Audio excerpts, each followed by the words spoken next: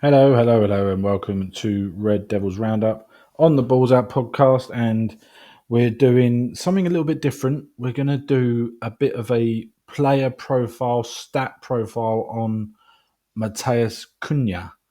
We thought it would be a good opportunity for us to dig deep into his stats, find out what his weaknesses are, and what he could actually bring to United after agreeing to sign for us early in the transfer window. But as you can see, once again, joined by Mr. Mark Langridge, 2025's Balls Out Quiz champion. How are you, mate? You good? Yeah, all good. This is the kind of stuff I like to do. It's looking into the history of a player and how it might affect us moving forward. Yeah, there's no guessing whose show idea this was. He's very much the stat man on the channel, but Hey, I hate that's what stats. we like. I So, just like to use them properly. no, you hate stats, but you know how to use them. Yeah, yeah. So, I know what ones are important and what ones are bullshit, like XG. You either scored or you so didn't tell you score. what, I'll put you that side because you're the stat man. So why don't you just give us before I bring up, or do you want me to bring this up now? You can just put Cunha along the bottom as he's there, make him feel part of the. Okay. Right, so we got his face. I think everyone knows what he looks like. Um, So yeah, obviously we signed Cunha. Um, so as of doing this, the one and only signing we have made. Um, Brazilian. What don't we already know about him?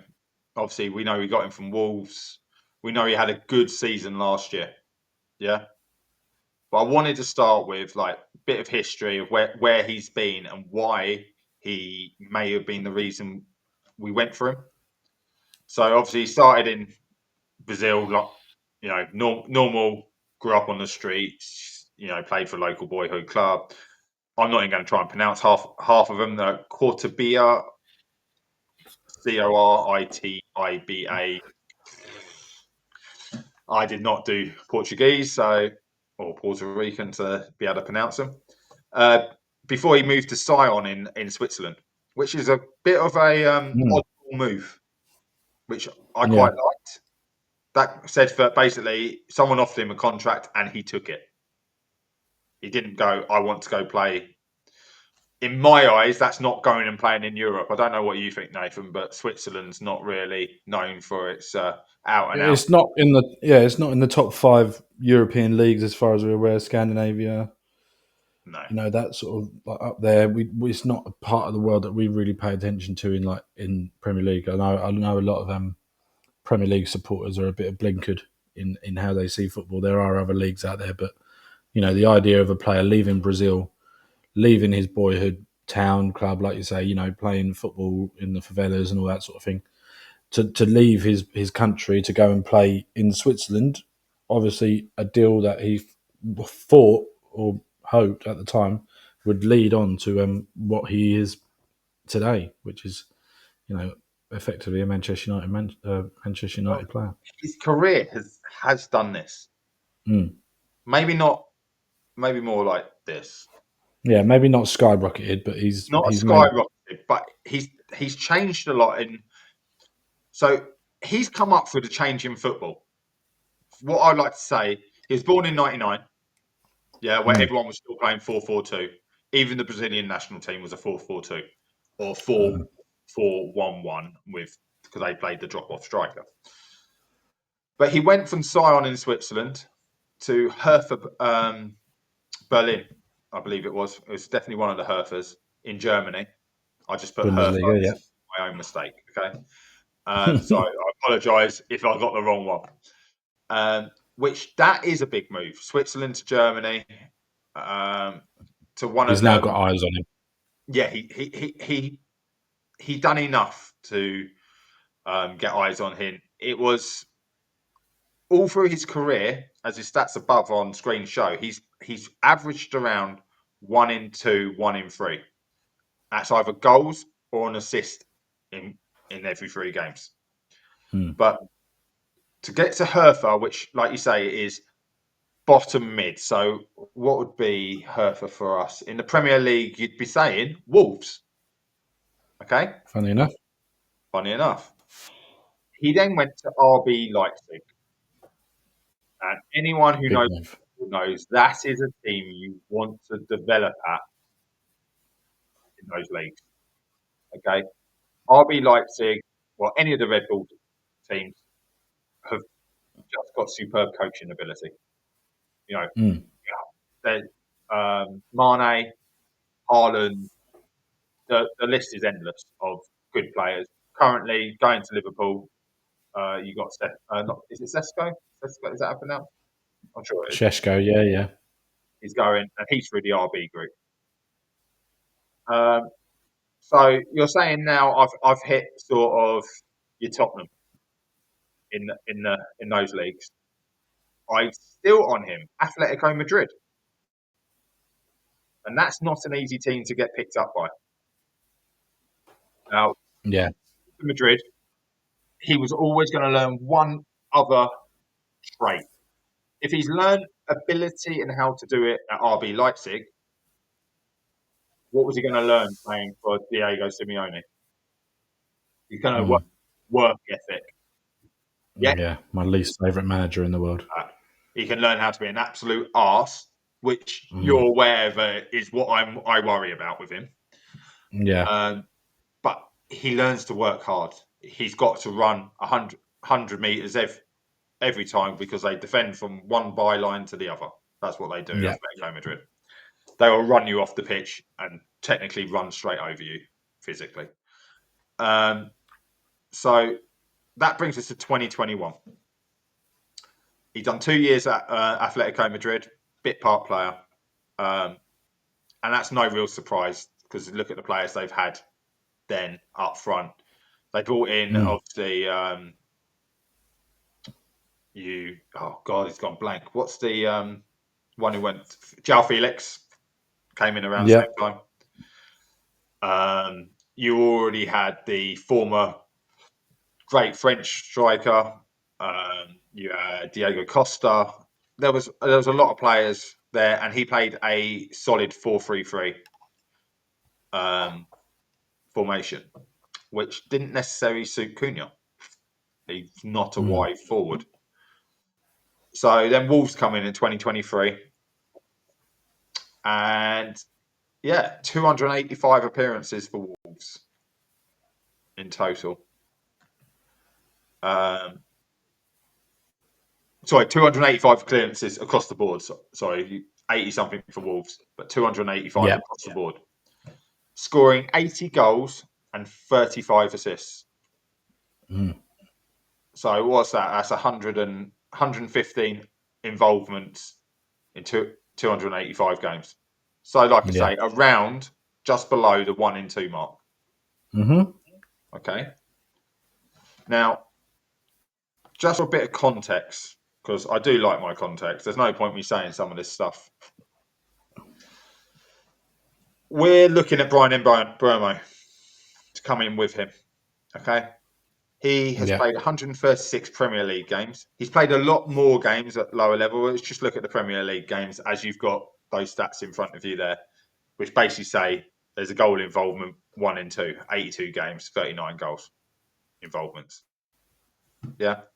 And Bruno's is 136 games, 42 goals, 30 assists, which is 72 involvements, 1 in 2, just above.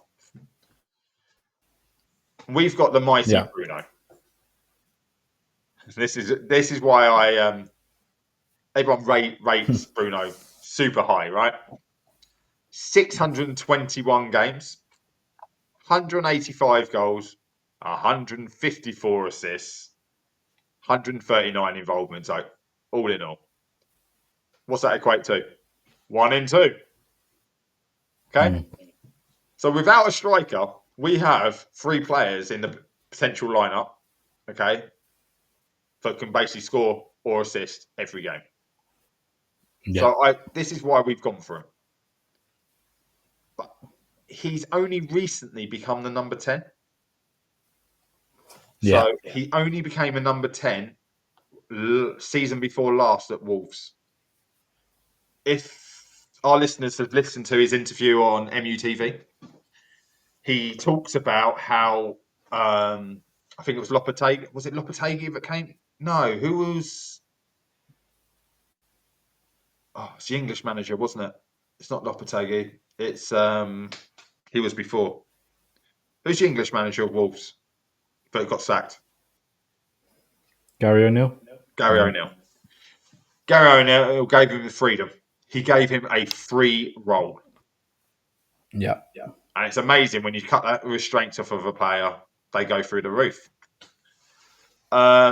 And I think anyone who's been watching him probably didn't rate him as that much of a player 2 seasons ago. So this season, or just gone, it was 6 goals in 33 matches. He did play 39 because he had a slight suspension due to a disagreement with the camera. Which, if people are looking, I think it was Everton game, was it? He grabbed the camera off of a fan and smashed it. In the FA Cup or the League Cup? Yeah, so he missed a couple of games for that.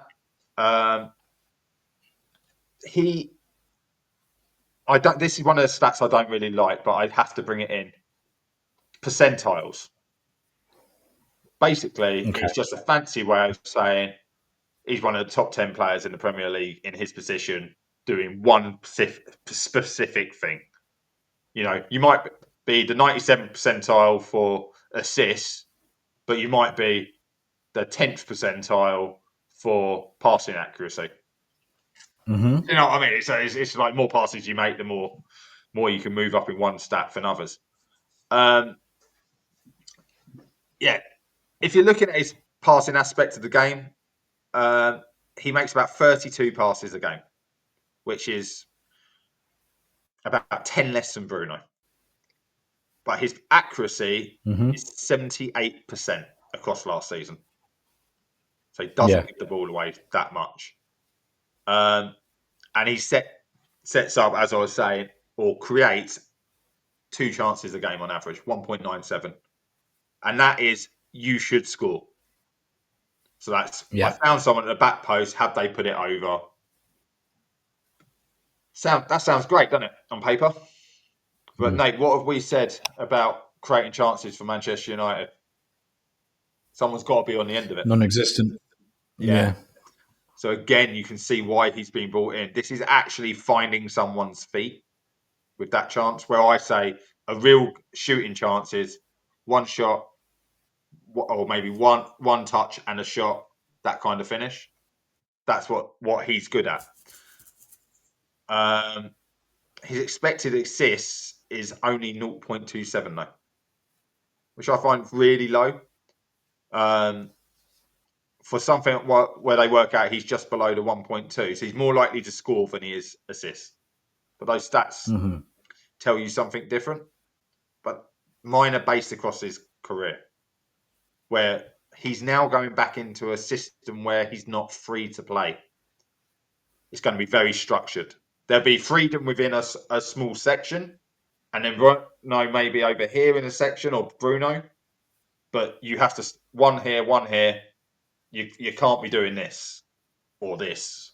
You know, one of my fears, does that take away from his creativity? What we're bringing in? You know, I don't know what you think, but you want a player to do his best, right? What is the best way to bring him into the game?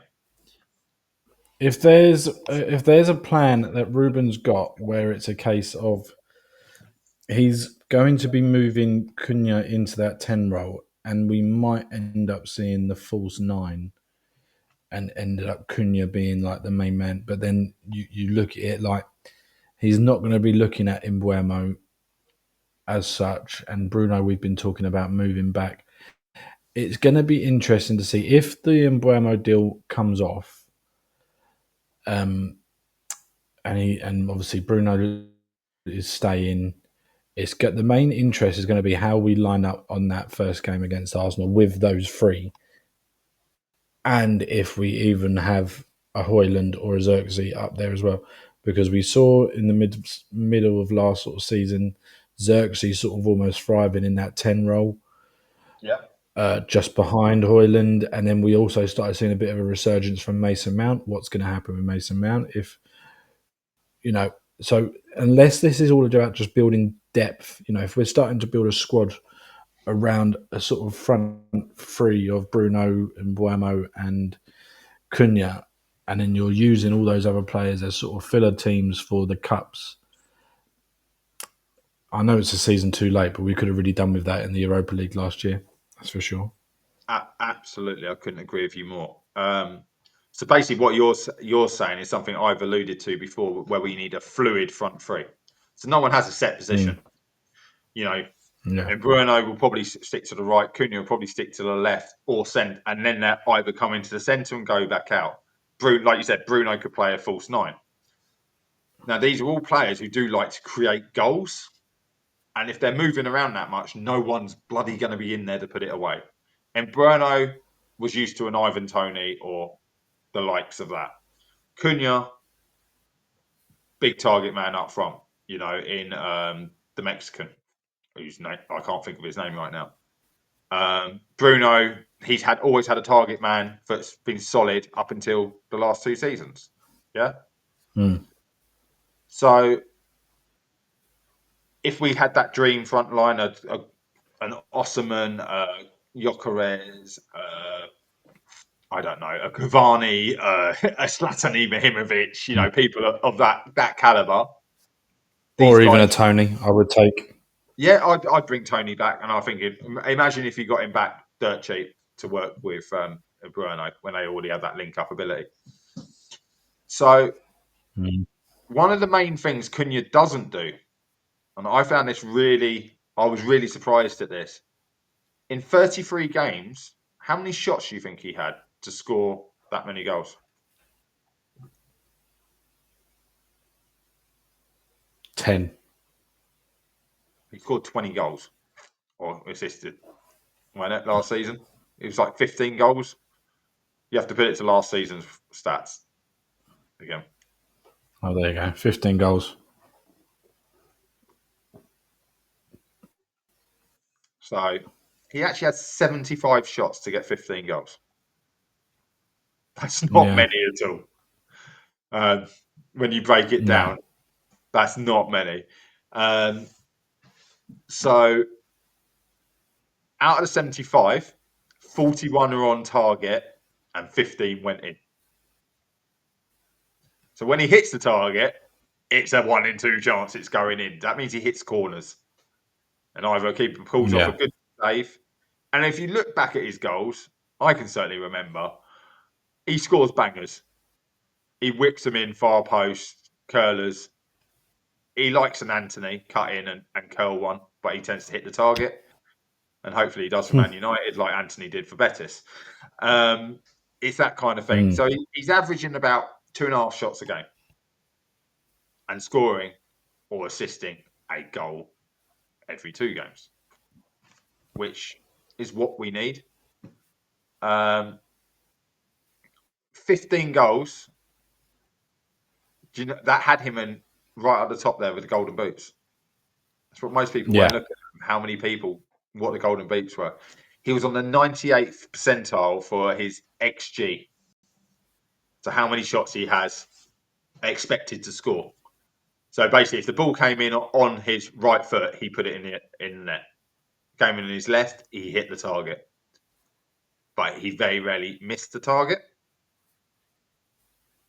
These are all really key stats because what does hitting a target do?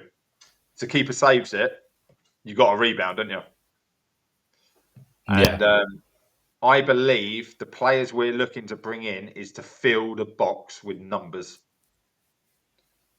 And I really think Cunha will go another level again.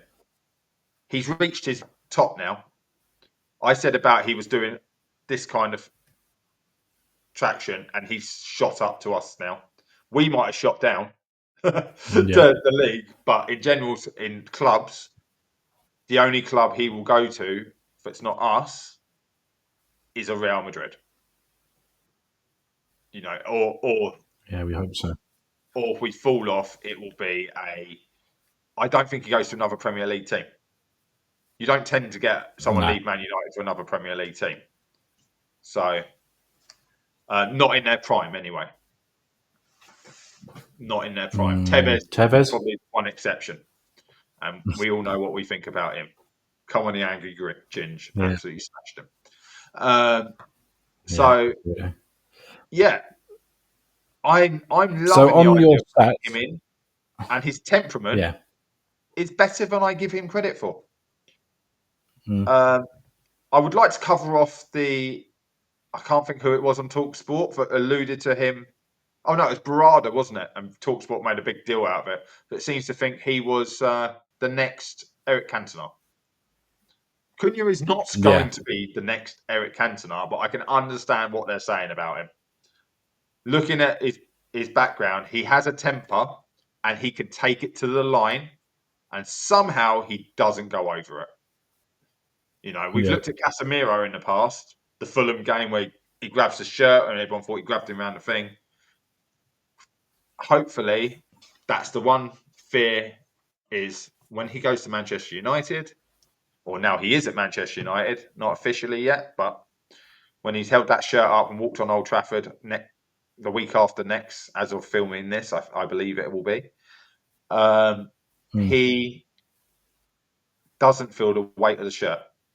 It's probably your biggest fear and mine that a player with this much ability comes in, a Sebastian Veron, a Falcao, Diego Forlan, and they had so much potential and they really struggled to fulfill it. But Yeah. I think Cunha is going to take us to another level in that one aspect.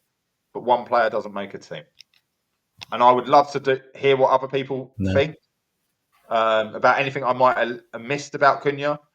His stats are great, but his stats were at Wolves, and he was the go-to man at Wolves. Yeah. And that's something to think about for all fans. We already have a go-to man. His name is Bruno Fernandes. Is he going to like Yeah. that? Fingers crossed they will complement each other and it will all work out. No, absolutely brilliant work. And like Mark says, if you agree or disagree or want to have your view, leave a comment. We do read them. And Mark, like he says, he does reply to as many as he possibly can.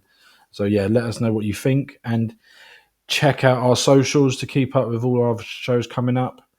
And yeah, thank you very much, Mark. That's all And right. yeah, let I want us to know do what you more of think these. of the signing of Cunha.